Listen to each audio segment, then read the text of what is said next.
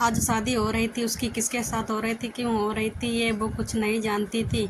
उसे तो सख्ती से तैयार होने का आदेश दिया गया था और बिना उसकी अनुमति के उसे तैयार भी कर दिया गया था, मानो एक गुड़िया कपड़े पहनाकर मंडप में बैठा दी गई हो। हर तरफ चहल पहल थी, औरतें ठाके लगा रही थी, आदमी लोग इधर उधर दौड़ भाग कर रहे थे। सब खुश थे, बस खुश नहीं थी वो दुल्हन जिसकी ज़िंदगी आज बदलने वाली थी। वो किसी गुड़िया की तरह मंडप में पास रखी एक कुर्सी पर बैठी थी और हवन की अग्नि को लगातार देख रही थी। उसे कोई फर्क नहीं पड़ रहा था कि उसकी शादी हो रही या फिर कितने लोग उसके आसपास बैठे हैं। उसे तो बस यही लग रहा था कि वो एक जहन्नुम से निकलकर एक दूसरे जहन्नुम में जा रही थी। यहाँ कुछ अपने कहने के लिए लोग तो थे, वहाँ ना जाने कौन होगा जिसके साथ वो रहेगी। वहीं उसी हाल के एक कमरे में एक लड़की गुस्से में सामान को इधर उधर फेंक रही थी और उसके माता पिता उसे रोकने की कोशिश में लगे थे, लेकिन लड़की अपने आपे से बाहर थी। वो गुस्से में बोल रही थी कि आपने उसकी शादी कैसे फिक्स कर दी, इतने अच्छे लड़के के साथ, वो तो मेरा होना चाहिए था। मैं उससे शादी करना चाहती हूँ, मैं उसकी प्रॉपर्टी पर अपना हक जताना चाहती हूँ, वो नहीं। लड़की के पापा ने उसे पकड़कर बेड पर बैठा दिया, फिर बोला, मेरी जान, मैं कुछ भी सोचे बिना नहीं करता हूँ। जिस लड़के से उसकी शादी हो रही है वो इंसान नहीं है, हैवान है। जिसने जिल्लत उस लड़की को यहाँ मिली है वहाँ उससे भी ज़्यादा मिलने वाली है। मैंने ऐसा इंतजाम किया है कि ये कभी खुश नहीं रह सकती। और तू कह रही है कि तू उस जल्लाद से शादी करना चाहती है। तूने उसे सोशल मीडिया पर देखा है, लेकिन मैंने उसे अपनी आंखों से देखा है। जानवरों जैसा सलूक करता है ये लोगों के साथ। वो आदमी आगे कुछ बोलता उससे पहले ही बाहर से आवाज़ सुनाई दी, चलो चलो, लगता है बारात आ गई, हम तो देखें खुशी का दूल्हा कैसा दिखता है। आदमी ने लड़की को छोड़ दिया और बोला, तू अब मुस्कुराकर अपनी प्यारी सी बहन को विदा करो ताकि सबको लगे कि हमने अपना फर्ज ठीक से निभाया है। लड़की ने अपनी माँ की ओर देखा तो उसकी माँ ने भी कुटिलता से हंसते हुए हामी भरी और तीनों बाहर आ गए। सब लोग दूल्हे को देखने के लिए बेताब हो रहे थे। और हो भी क्यों ना, एशिया का सबसे छोटी उम्र का और सबसे बड़ा बिजनेसमैन था रजत सिंघानिया। जितना बड़ा नाम उतने ही बड़े काम। रजत सिंघानिया दिखने में बहुत स्मार्ट और हैंडसम था। ये लोगों के सामने बहुत कम आता है, लेकिन सोशल मीडिया पर एक्टिव रहता है और अपने फ़ोटो शेयर करता रहता है, लेकिन फ़ोटो से उसके स्वभाव का पता नहीं लगा पाया। कोई कहता है ये इंसान नहीं जानवर है, तो कोई कहता है कि ये दिखने में खड़ूस टाइप नहीं है। बस लोग बदनाम कर रहे हैं। सब लोग बारात के स्वागत में खड़े हो गए और इंतज़ार करने लगे। तभी बड़ी सी गाड़ी आकर सबके सामने रुकी तो सबके चेहरे चमक उठे। उसमें से लगभग 6 फुट का अच्छी कद काठी का लड़का बाहर निकला। उसने सेहरा बांध रखा था और ब्लैक कलर का सूट पहना था। सेहरा रहने की वजह से किसी को उसका चेहरा दिखाई नहीं दे रहा था, लेकिन लोग तो उसे ऐसे देखकर ही खुश हो रहे थे मानो कोई देवता आसमान से उतर कर आया हो।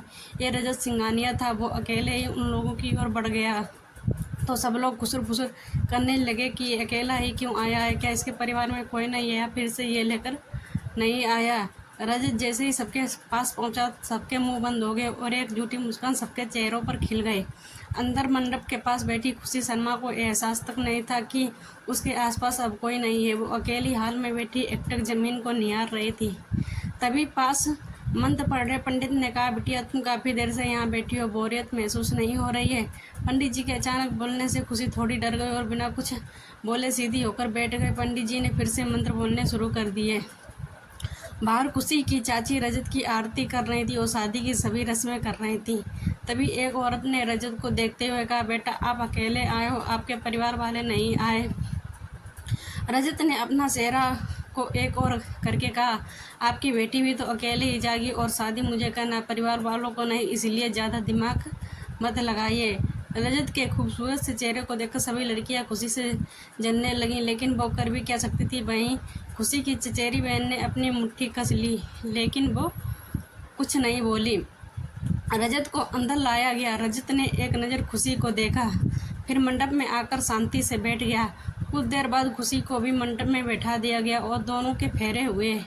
और आप दोनों पति पत्नी हो, पंडित जी ने फिल्मी डायलॉग बोलते हुए कहा तो सब हंस पड़े, लेकिन ना तो रजत के चेहरे पर हंसी और ना ही खुशी के चेहरे पर। खुशी 5 फुट 6 इंच की एक पतली सी और गोरी सी लड़की शादी के लाल जोड़े में बहुत खूबसूरत लग रही थी, लेकिन उसके चेहरे पर ना कोई खुशी थी ना कोई गम, मानो वो इस दुनिया में है ही नहीं। उसे एक गुड़िया की तरह एक जगह से उठाकर दूसरी जगह बैठा दिया जाता और वो भी जैसे अपने आप में हो ही ना। खैर शादी हुई और रजत खुशी को लेकर अपने घर की ओर रवाना हुआ। गाड़ी में रजत के ड्राइवर ने रजत और खुशी दोनों को खामोश देकर कहा, वैसे सर आपने वो वाला चुटकुला फेल कर दिया जिसमें कहते हैं कि लड़का बारात लेकर जाता है और वो सैनी अकेली आती है। आज आपने दिखा दिया कि आप भी शहर हो जो अकेली सैनी को लेकर आए हैं। रजत ने ड्राइवर को घूर कर देखा, फिर बोला, ये बकवास जोक मारने से अच्छा गाड़ी चलाने पर ध्यान दो। रजत ने एक नज़र खुशी को देखा जो बाहर देखकर बिना किसी भाव के आराम से बैठी थी। अब रजत ने अपने लैपटॉप को उठाया और उसमें कुछ काम करने लगा। खुशी को ना रजत से कोई फर्क पड़ रहा था ना किसी ड्राइवर के जोक से। वो तो बस अपनी किस्मत पर अंदर ही अंदर रो रही थी, क्योंकि बाहरी आंसू तो उसके कब के ख़त्म हो चुके थे। 10 साल से वो अपने बाहरी आंसुओं को बहाती रही है, लेकिन अब वो रोती नहीं है। जो होता है उसे सहती हो और बस सहती ही है। चाचा चाची और बहन के जुल्मों के सारे हदें पार हो चुकी थी और अब उसे बिना बताए उसकी शादी कर दी गई। उससे इन 10 सालों में अपने आप को एक चुप्पी में कैद कर लिया था। अब उसे कोई कुछ कहता तो वो बिना कुछ बोले मान जाती। बोलना हंसना तो वो भूल ही गई है। उसकी ज़िंदगी में बोलने और हंसने की ना कोई वजह थी और ना ही कोई ऐसा था जो उससे बात करना चाहता हो, इसलिए उसने अपने आप को अपने अंदर ही समेट लिया था। तब तक रजत का घर आ चुका था। रजत बाहर निकल गया, लेकिन खुशी अभी बैठी रही, क्योंकि उसे नहीं पता थी कि घर आया है या नहीं और आगे क्या करना है। वो इन सब बातों से अनजान थी। जब रजत ने खुशी को अपने आसपास नहीं पाया तो उसने मुड़कर देखा। खुशी अभी भी भावशून्य होकर बैठी थी। रजत के चेहरे पर गुस्से के भाव आ गए, लेकिन तभी एक दुबला पतला सा लड़का उसकी ओर दौड़ता हुआ आया। उसकी उम्र लगभग 17 साल थी। उसने रजत से कहा, भैया मैं ले आता हूँ मेम साहब को। रजत ने लड़के को खुशी को लाने का इशारा किया तो लड़का दौड़कर खुशी के पास गया और कार का दरवाज़ा खोलकर बोला, मैडम घर आ गया है, आप बाहर आ जाइए, सर आपका इंतज़ार कर रहे हैं। खुशी ने अपने लहंगे को संभाला और बाहर आ गई। वो एक बहुत ही खूबसूरत से घर के बाहर खड़ी थी। उसके ठीक सामने एक सुंदर सा लॉन था, जिसे देखकर खुशी को थोड़ा सुकून मिला। अब वो पलटी तो सामने सफ़ेद पत्थर से बना एक खूबसूरत सा बंगला था। तभी उसकी नज़र रजत पर पड़ी। रजत उसे उसी की तरह बिना किसी भाव के देख रहा था। तभी लड़के ने खुशी को चलने के लिए कहा तो खुशी चलते हुए रजत के पास आ गई। जैसे ही खुशी रजत के बगल में आकर खड़ी हुई, रजत उससे दूर होते हुए लड़के से बोला, जॉली इसे यहाँ के रूल्स और बाकी काम समझा दो, अगर इससे एक भी गलती हुई तो सज़ा तुझे मिलेगी। लड़का जिसका नाम जॉली था उसने हाँ में सिर हिलाया तो रजत चला गया। वहीं खुशी रजत को हैरानी से जाते हुए देखने लगी।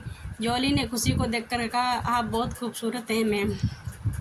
खुशी ने खाली नज़रों से जॉली को देखा और अंदर ही अंदर उसे एहसास हुआ कि पहली बार किसी ने उसकी तारीफ़ की है, उसको इज्जत दी है।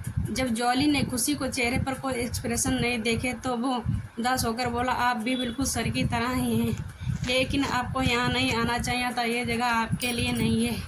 खुशी ने बिना कुछ कहे चलना शुरू कर दिया तो जॉली भी उसके साथ चलते हुए बोला, आप इस घर में पहली औरत हैं, इससे पहले यहाँ कोई औरत नहीं आई और ना ही यहाँ कोई औरत है, इसलिए आपको और सावधानी से रहना होगा। जॉली अब खुशी के आगे आगे चलने लगा और फिर बोला, यहाँ सब लोग बहुत कम बातें करते हैं, सब अपने काम से काम रखते हैं। वैसे तो रजत साहब ही हैं यहाँ, और अब आप और एक कमरे में एक वृद्ध आदमी जो अभी बाहर आते हैं, शायद वो बीमार है और आपको सुबह नाश्ते के लिए 8 बजे डाइनिंग टेबल पर आना है।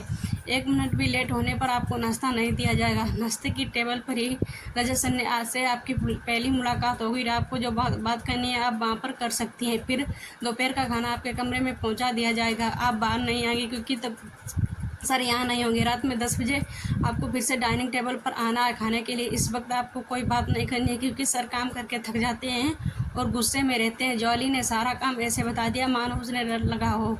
खुशी अब अंदर आ चुकी थी। एक से बढ़कर एक आलीशान कमरे थे यहाँ। खुशी ने उदास आंखों से सब कुछ देखा और चलते हुए अपने कमरे में चली गई। कमरे में जाते ही उसने देखा कि उसका सामान रखा हुआ था। जॉली ने बताया कि उसके कमरे में उसकी ज़रूरत की हर चीज़ मौजूद है।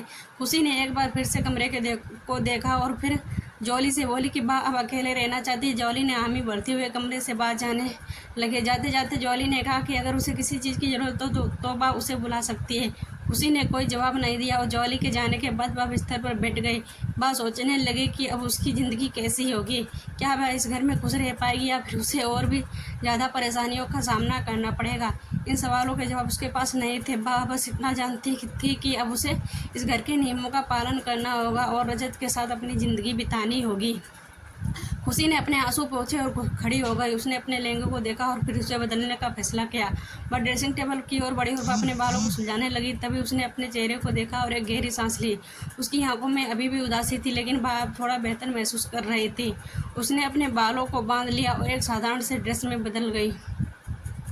अब वह थोड़ा शांत महसूस कर रही थी। उसने अपने कमरे को एक बार फिर से देखा और फिर खिड़की की ओर बढ़ी। खिड़की से बाहर का नज़ारा बहुत सुंदर था। उसने देखा कि नीचे एक बड़ा सा गार्डन था जिसमें तरह तरह के फूल लगे हुए थे। वह थोड़ा और आई और फिर से उदास हो गई। बा सोचने लगी कि क्या बा कभी इस घर में अपनी जगह बना पाएगी या फिर बा हमेशा एक अजनबी ही रहेगी। इन सवालों के जवाब उसके पास नहीं थे, लेकिन बा जानती थी कि उसे आगे बढ़ना होगा और अपनी ज़िंदगी को नए सिरे से शुरू करना होगा। तभी उसने सुना कि कोई उसके कमरे के बाहर खड़ा है। उसने देखा कि एक लड़का उसके लिए खाना लेकर आया है। उसने खाना मेज़ पर रखा और कहा कि बा उसका डिनर है। खुशी ने कोई जवाब न दिया और बस उसे देखती रही। लड़का चला गया और खुशी ने खाना खाने का फैसला लिया। वह मेज पर बैठी और खाना खाने लगी। खाना बहुत स्वादिष्ट था, लेकिन वह बस थोड़ा सा ही खा पाई। उसने खाना छोड़ दिया और बिस्तर पर लेट गई। वह सोचने लगी कि कल का दिन कैसा होगा।